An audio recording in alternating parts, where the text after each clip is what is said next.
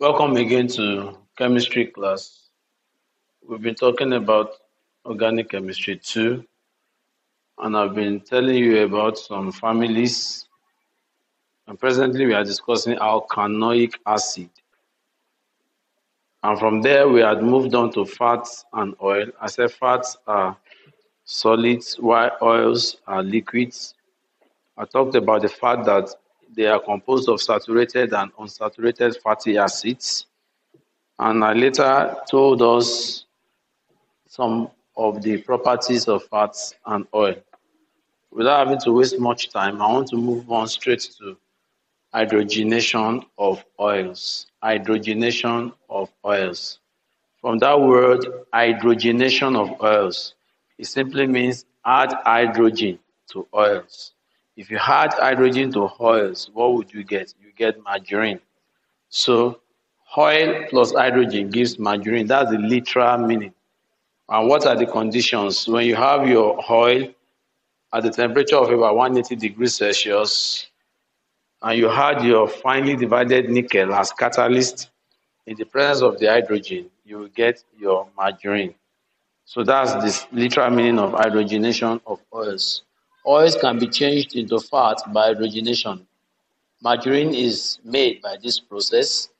Oils usually from plants such as palm oil or groundnut oil or soya bean oil are heated to about 180 degrees Celsius in the presence of finely divided nickel as catalyst, and hydrogen is bubbled at about 5 atmosphere. At about 5 atmosphere. So that's the pressure at about 5 atmosphere. The added oils are then mixed with salt. You can mix it with salt, mix it with vitamins, skimmed milk, and various fats to form your margarine. So in a nutshell, that's how margarine can be formed. Straight on, I move on to saponification. Saponification. That should also not be strange, but if it is strange, we'll try and explain. Well, we normally say chapon so that you can remember, saponification. The simplest definition is saponification is the alkaline hydrolysis of fats and oils. Saponification is the alkaline, the word alkaline is important. Alkaline hydrolysis of fats and oil to yield propane 1,2,3 triol and the corresponding sodium and potassium salts of the component fatty acids. Saponification is the alkaline hydrolysis of fat and oil to yield propane 1,2,3 triol and the corresponding sodium and potassium salts of the component fatty acids. So you have your fat or oil here as it has been drawn structurally, and you are adding your caustic alkali, which is caustic soda. It can give you your soap, and you can see that it has the ionic head. I'll still draw, if I have time, I'll draw the soap molecule for you. You can see the ions, the positive and the negative. So the soap and the glycerol, which is propane 1,2,3 triol. Now, you can have a hard soap or you can get soft soap. I'm sure you have heard of Oshe soda before. In the market, you can get there and say you want to buy Oshe soda. Those are the hard soaps. You can get soft soap, but usually hard soaps are made if sodium hydroxide is used, while soft soap can be gotten if potassium hydroxide is used. So it depends on the kind of alkali that is used that will determine the texture of the soap that is to be gotten. So let me just quickly mention the uses. Most fats are consumed as food. Oils are hardened into fat to make margarine. Coconut oil and palm oil are used for making soaps and for cooking, while groundnut oil and cottonseed oil are used only for cooking. How do you test for fats and oil? There are just two major tests. One, paper test. There are just two major tests for fat and oil, paper test and Sudan 3 test. If it is paper test, it's so simple. A drop of oil on a piece of filter paper will give a white, translucent grease spot. What is important is that word, translucent grease spot. It's just one mark if you are asked and you are told to give a test for fat and oil using paper test. It gives a translucent grease spot. That's that. But if it is Sudan 3 test, if you shake few centimeter cube of coconut oil with water and you add 4 to 5 drops of Sudan 3 stain, the oil is stained red, and that is a specific test for fat and oil. The oil is stained red. So when you add Sudan 3 test, you get a red stain. If it is paper test, it gives you a translucent grease spot.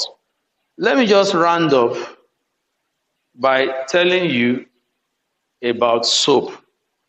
I'll talk more about that in the next class. We have soapy detergent and we have soapless detergent. Soapy detergent and soapless detergent. Let me just talk briefly about the soapy detergent. Our grandmothers, or howbeit those who make soap, what they do most times is to eat the palm oil.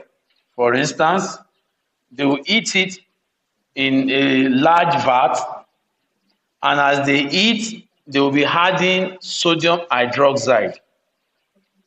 And as they add sodium hydroxide, they will be stirring and stirring and stirring until saponification is completed. While they are stirring, they will add salt, sodium chloride solution. Concentrated sodium chloride solution is called brine. Concentrated sodium chloride solution is called brine. So as they are stirring and stirring, they will be adding the brine. So that's how to produce soap commercially. The palm oil will be heated and they will add sodium hydroxide, and as they are stirring and stirring, they will add concentrated sodium chloride solution. The process whereby concentrated sodium chloride solution is added is called salting out. Salting out. The process of adding concentrated sodium chloride solution to the soap that is to be formed is called salting out. What is the function? It reduces the solubility of the soap in the solution. It reduces the solubility of the soap in the solution so that the soap can come out as a hard cake after saponification is completed. So sodium chloride solution, which is our common salt, reduces the solubility of the soap in the solution so that the soap can come out as a hard cake after saponification is completed. And when saponification is completed, hot water will be used to rinse it. Hot water will be used to rinse it. Perfumes will be added. It will be in a mold for the shape that you desire. And you can add disinfectant. You can add disinfectant to now make it a medicated soap. When a disinfectant like chlorine is added, it makes it a medicated soap. And like I did say earlier, it can be hard soap or soft soap. Now, hard soaps are usually used in laundries. Hard soaps are used in laundries. Soft soaps, like our toilet soaps, What we use in our bathroom most times are toilet soaps, and some of them could be medicated once chlorine has been added. So that's how to make soap in a nutshell. So I'm going to stop there for today, and I'll continue from there in the next class. So majorly we've talked about hydrogenation of oils and saponification. Thank you very much.